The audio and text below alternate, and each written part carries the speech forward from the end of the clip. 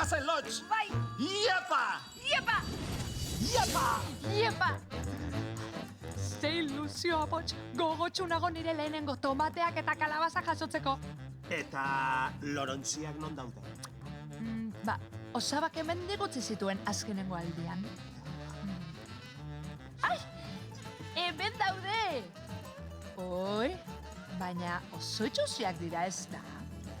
Bueno, Lotx, munduko beste loreontzi guztiak bezala portzelanazkoak.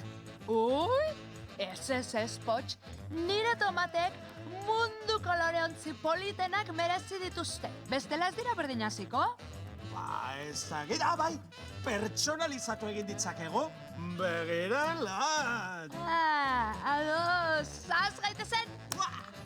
Loreontziak pertsonalizatzeko material hau beharko dugu. Pintura, platertxo bat, baso batur, pintzelak, silikonazko pistola edo itxasgarria, permanente bat eta egurrezko makilatxoak. Hartu bakoitza platertxo bat hartuko du, Bai. eta pintzeltxo bat. Lehenengo koloreak aukeratu beharko ditugu. Gogoratu, nahasketa desberdinak eginez, kolore berriak sortu ditzakegula. Behin koloreak prest, pintatzen az gaitezke. Hiru, bi, bat, jale hor daude, Lotx. Ados!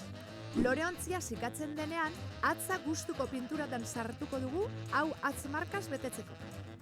Azkenik, permanente baten laguntzaz, hankatxoak eta aurpegiak margotuko dizkiegu somorroi. Begira ze politak gelditu diren!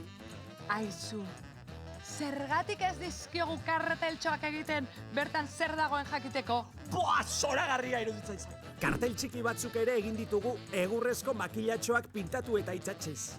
Horrela, etzaigu ahaztuko zer landatu dugun. Ideia bikaina ez da? Ai, orain bai, tomate politenak nireak izango dira. Hore da, por cierto, hasiak badituzu, orain landa ditzakego. Bai, hementxe ditut. Begira, balenengo eta behin lurra bota behar diogu lorontzi bakoitzari, ea bai? Bai. Orain hasiak sartu behar ditugu. Zulotxo bat egingo dugu, eta ondoren hasia barrura, Poch. Begira. Triki, Hor tomatearena jarri duzu, tomatea! Listo! Lotx, ura falta zaigu. Bai! Emetxe!